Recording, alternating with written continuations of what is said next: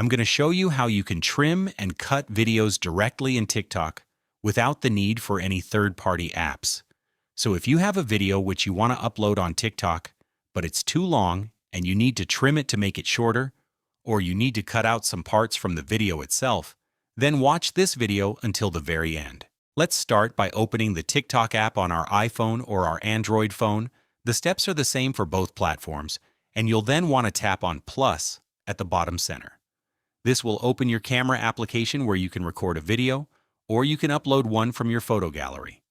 I'm quickly going to upload a video which I already have, so all I have to do now is to click on this little edit icon located at the top right, which will open our video editor.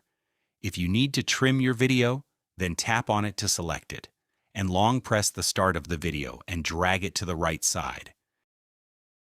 And vice versa, go to the ending point, long press on the end, and then drag that towards the left side.